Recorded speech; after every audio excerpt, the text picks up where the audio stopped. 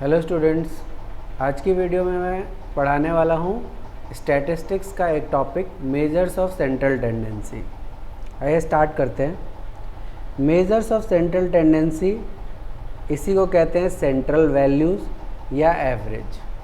मतलब central value कह लो या सेंट्रल टेंडेंसी कह लो या एवरेज। इसका मतलब क्या होता है कि जैसे एक पूरा ग्रुप ऑफ डेटा है हमारे पास, जैसे कि मान लेते हैं कि 10 बच्चों के मार्क्स हैं। अब हमें ऐसा एक मार्क्स जानना चाहते हैं जो कि उस पूरे ग्रुप को यानी 10 बच्चों के मार्क्स को रिप्रेजेंट करे।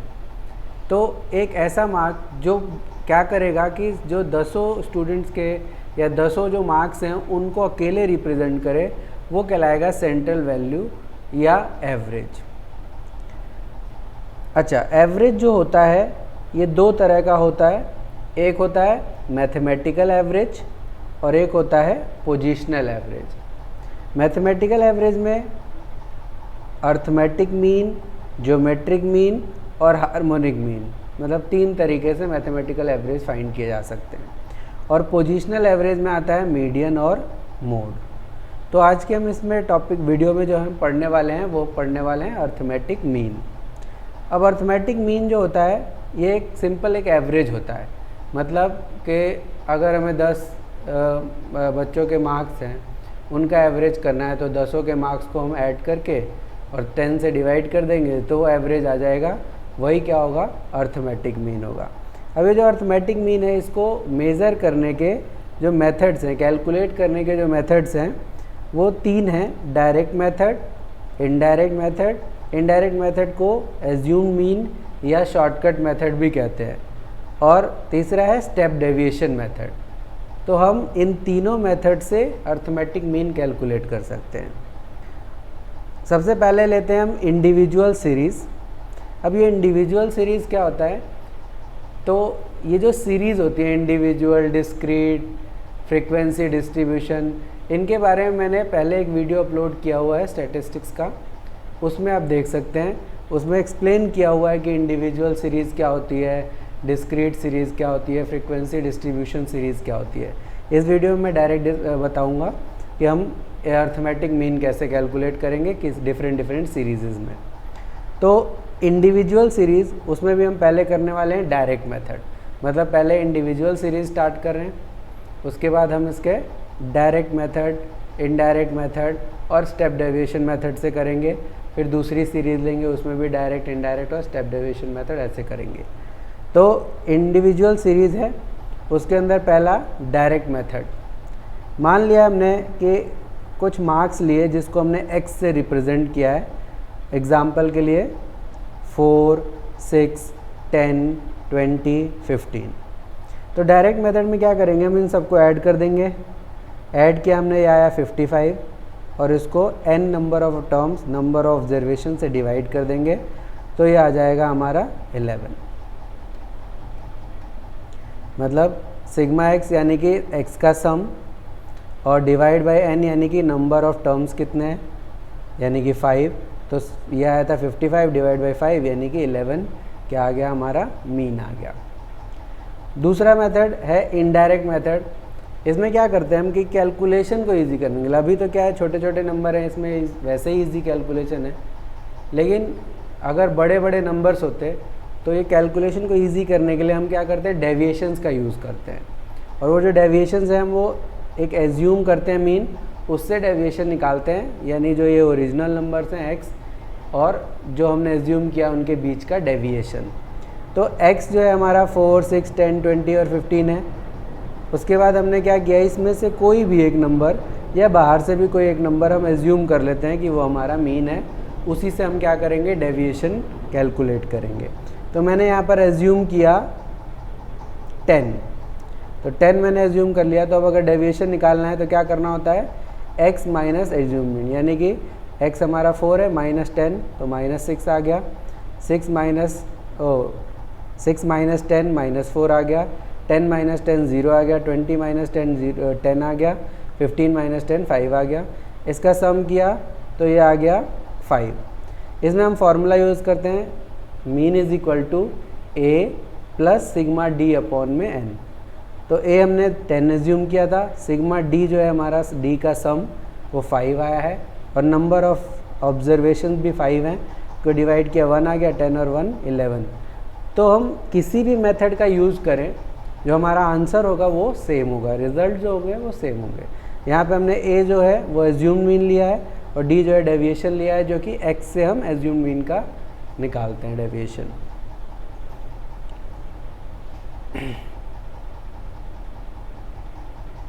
तीसरा जो मेथड है हमारा स्टेप डेविएशन मेथड है। तो इसमें हम क्या करते हैं, जैसे x लिया हमने वही सेम 4, 6, 10, 20, 15 डेविएशन निकाला था जैसे 10 को लेकर, तो वो सेम आ गया।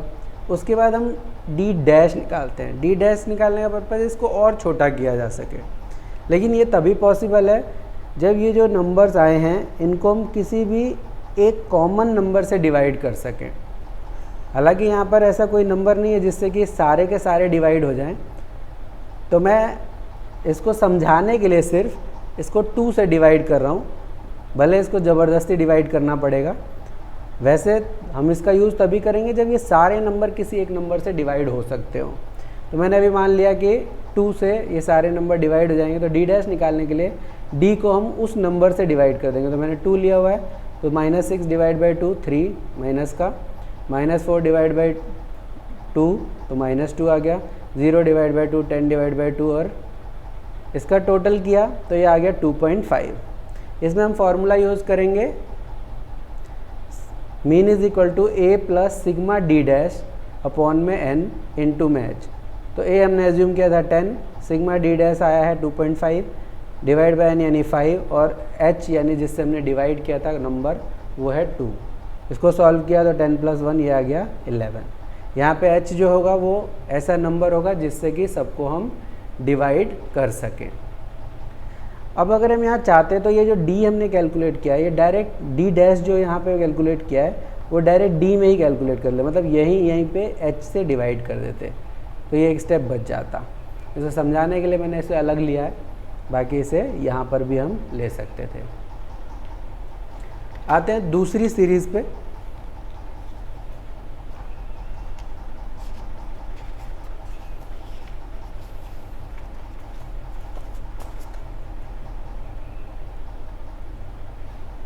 दूसरी सीरीज़ है हमारी डिस्क्रीट सीरीज़, या इसको अनग्रुप्ड फ्रीक्वेंसी डिस्ट्रीब्यूशन सीरीज़ भी कहते हैं।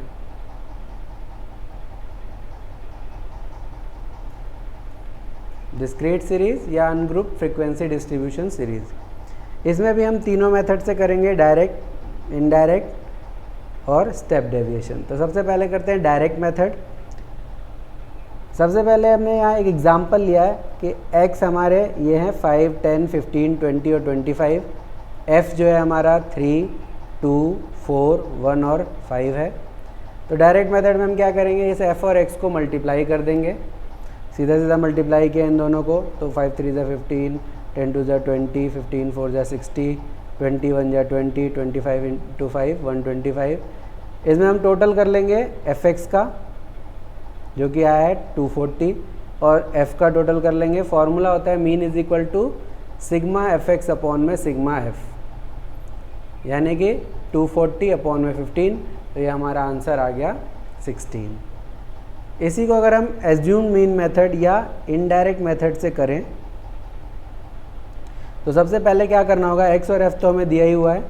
सबसे पहले हमने d निकाला डेविएशन, जो कि x का एज्यूम मीन के साथ होता है, तो हमने यहाँ पर एज्यूम कर लिया 15 को। अब x में से अगर 15 यानी 5 में से 15 माइनस किया, 10 में से 15 माइनस किया, तो ये d आ गया हमारा। उसके बाद हमने f और d दोनों को मल्टीप्लाई कर दिया, तो ये आ गया 30 -30 -10 0 5 और 50।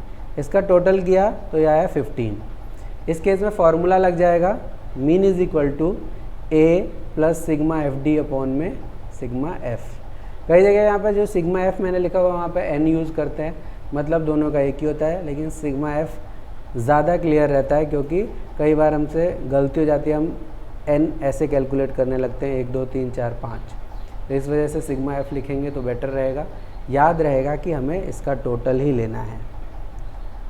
अच्छा, तो ये भी आ गया 16, यानी कि दोनों मेथड से अभी तक आंसर क्या है, सेम आया है। अब आते हैं तीसरे मेथड की तरफ, स्टेप डेविएशन मेथड। एक्स और एफ वही है। सबसे पहले हमने डी निकाला, जैसे यहाँ निकाला था, उसके बाद डी डैश निकाला। तो यहाँ पर देखना है कि ये जो डी है कौन से ऐसे नंबर से डिवाइड हो जाएंगे, सारे नंबर। तो 5 से सारे डिवाइड हो जाएंगे। तो डी डैश हमने निकाला डी अपॉन में एच, यानी कि 5। उसके बाद जो डी डैश आया उसको एफ से मल्टीप्लाई कर दिया, तो एफ डी डैश आ गया। इसका सम किया, ये 3 आ गया। इस केस में फॉर्मूला लग जाएगा mean is equal to a plus sigma f d dash upon में सिग्मा एफ इंटू एच। तो ये आ गया 15 जो हमने एज्यूम किया था। सिग्मा एफ डी डैश आया था 3 अपॉन में सिग्मा एफ 15 इंटू में एच जो लिया था हमने 5 लिया था। सॉल्व करके ये आ गया 15 + 1 16। यानी कि अभी तक जो हमने तीनों मेथड किए, तीनों ही मेथड से हमारा जो मीन है वो क्या है, सेम आया। फ्रीक्वेंसी डिस्ट्रीब्यूशन सीरीज, मतलब तीसरी सीरीज़ है हमारी फ्रीक्वेंसी डिस्ट्रीब्यूशन सीरीज़, जिसमें कंटिन्यूस सीरीज़ और डिसकंटिन्यूस दोनों सीरीज आ जाएगी। इसके लिए आप हमारे पहले अपलोड किए वीडियो को देख सकते हैं, जिसका लिंक मैं डिस्क्रिप्शन में दे दूंगा, ताकि आपको ढूंढना ना पड़े। वैसे आप मेरे चैनल में ढूंढ सकते हैं। चैनल पे जो भी वीडियोज़ हैं उसमें बहुत सारी वीडियोज़ हैं, आपके काम की बहुत सी हो सकती हैं। अच्छा, तो यहाँ पे क्या होगा, क्लास इंटरवल होगा, उसके अलावा फ्रीक्वेंसी होगी। तो हमें क्या करना है, जो क्लास इंटरवल होगा चाहे कंटिन्यूस हो या डिसकंटिन्यूस हो, उससे x निकाल लेना है, जो कि होता है मिड वैल्यू। मिड वैल्यू मतलब इन दोनों के बीच की वैल्यू। वो निकालने के लिए हमें क्या करना पड़ेगा कि जो ये लोअर लिमिट है अपर लिमिट उनको ऐड करके 2 से डिवाइड, यानी कि 0 और 10 को जोड़ेंगे, 10 डिवाइड बाई 2 5, ठीक है। 10 20 जोड़ेंगे 30 डिवाइड बाई 2 15। इस तरह से ये मिड वैल्यूज आ जाएंगी। f और x आ गया। अब इसके बाद हमें क्या करना है, ये डिस्क्रीट सीरीज़ बन गया। तो जैसा हमने डिस्क्रीट सीरीज़ में किया, जैसे जैसे मेथड्स लगाए, डायरेक्ट, इनडायरेक्ट और स्टेप डेविएशन, सेम वही मेथड वही फॉर्मूले यहाँ पर भी यूज़ हो जाएंगे। तो ये अपने आप ट्राई करें, इसको मैं एक्सप्लेन नहीं कर रहा हूँ। आगे चलते हैं।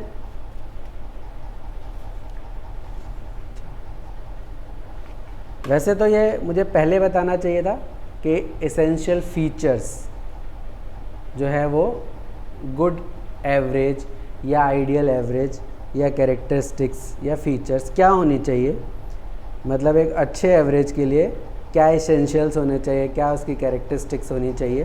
कोई नहीं, बाद में कर लेते हैं, पूरा कंसेप्ट होने से मतलब है, ठीक है। तो सबसे पहले एसेंशियल्स में है क्लियर एंड स्टेबल डेफिनेशन। मतलब जो एवरेज है उस पर हमें कोई डाउट, मतलब उसकी जो है वो क्लियरली डिफाइन होना चाहिए, मतलब उसके बारे में कोई कन्फ्यूज़न नहीं होना चाहिए, कोई एम्बिग्विटी नहीं होनी चाहिए, मतलब दो राय नहीं होनी चाहिए, कोई डाउट नहीं होना चाहिए। दूसरा है बेस्ड ऑन ऑल ऑब्जर्वेशंस, मतलब ये जो एवरेज होता है वो हमेशा जितनी भी उसमें ऑब्जर्वेशंस हैं उनके ऊपर बेस्ड होना चाहिए। मतलब 1 से लेकर 100 तक नंबर्स हैं तो उन पे बेस्ड उनका एवरेज आना चाहिए।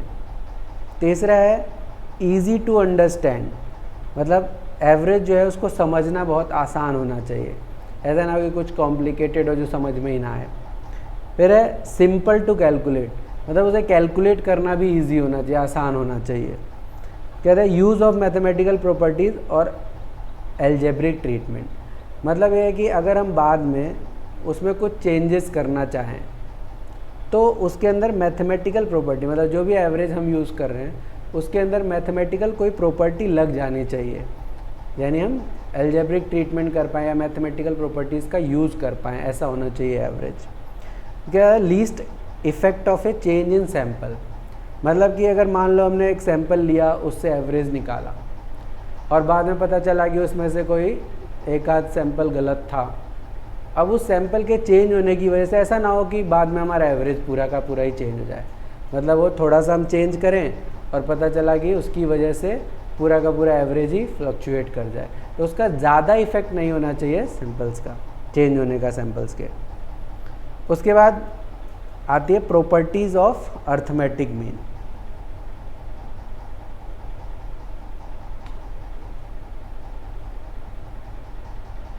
तो अभी हमने अर्थमेटिक मीन किया, अब उसकी प्रॉपर्टीज़ कर लेते हैं कि अर्थमेटिक मीन की क्या क्या प्रॉपर्टीज़ हैं। तो पहली जो प्रॉपर्टी है अर्थमेटिक मीन की वो है if all observations assumed by a variable are constant say k then am is also be k। मतलब अगर सारे के सारे नंबर्स कांस्टेंट है मतलब सेम है तो उसका जो एवरेज है अर्थमेटिक मीन है वो भी क्या आएगा, सेम ही आएगा, कांस्टेंट यानी कि k। मतलब मान लेते हैं एग्जांपल के लिए कि हमने 5 5 5 5 5 लिया तो इसको ऐड किया 25 आया, एवरेज निकाला 25 डिवाइड बाई 5 क्या आया 5। यानी कि सारे नंबर्स अगर सेम है तो उसका एवरेज भी क्या है वही आएगा। ठीक है। दूसरी प्रॉपर्टी है हमारी the algebraic sum of deviations of set of observations from arithmetic mean is zero.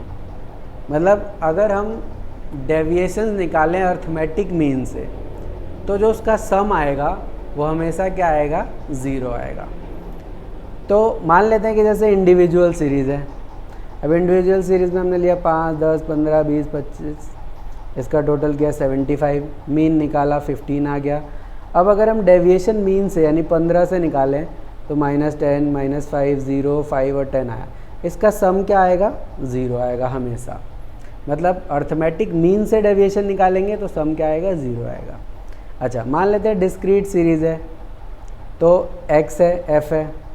अब हमने पहले fx निकाला, इससे मीन कैलकुलेट किया, आया 16। अब अगर हम डेविएशन इस 16 से निकालें तो 5 - 16 -11, 10 - 16 -6, 15 - 16 -1, 20 - 16 4, 25 - 16 9 क्लियर होना चाहिए। उसके बाद f से इसको मल्टीप्लाई किया 3 × 11 ये करके, टोटल इसका क्या आ रहा है, 0। तो जब हम डेविएशन एक्चुअल मीन से निकाल रहे होंगे तो उसका जो सम आएगा वो हमेशा 0 आएगा। ये कहती है ये प्रॉपर्टी। नेक्स्ट प्रॉपर्टी है हमारी कि arithmetic mean is affected due to change of origin and और चेंज ऑफ स्केल। मतलब क्या है कि जो अर्थमेटिक मीन है हमारा वो ओरिजिन में चेंज, यानी कि जो भी वैल्यूज़ हैं हमारे पास उनमें या तो कुछ नंबर्स हम ऐड कर दें या सब्ट्रैक्ट कर दें, तो क्या होगा कि जो मीन होगा उसमें भी वो सेम नंबर ऐड हो जाएगा या सब्ट्रैक्ट हो जाएगा। मतलब कि मान लेते हैं कि हमने कोई डेटा लिया और उसका मीन कैलकुलेट किया है, वो आया 50। अब हमने जितने भी वो नंबर्स थे उनमें सब में क्या किया, 5 ऐड कर दिया, तो क्या होगा, जो नया मीन आएगा वो 50 + 5 यानी कि 55 आएगा। या अगर हमने माइनस किया 5 तो हमारा जो नया मीन आएगा वो 45 आएगा, यानी 50 - 5। तो ये होता है चेंज ऑफ ओरिजिन, यानी जो ओरिजिनल वैल्यू है उसमें कोई भी नंबर हम प्लस कर दें या माइनस कर दें। उसके बाद है चेंज ऑफ स्केल। इसका मतलब होता है कि जो ओरिजिनल नंबर था उसको अगर हम किसी पर्टिकुलर नंबर से मल्टीप्लाई कर दें या डिवाइड कर दें तो जो मीन था हमारा ओरिजिनल वो उससे मल्टीप्लाई या डिवाइड हो जाएगा। यानी कि मान लेते हैं कि पहले हमारा जो मीन था 50 आया हुआ है नंबर्स का, अब अगर हम सारे नंबर्स को 2 से डिवाइड कर देते हैं तो जो नया मीन है हमारा वो 50 / 2 यानी कि 25 आ जाएगा।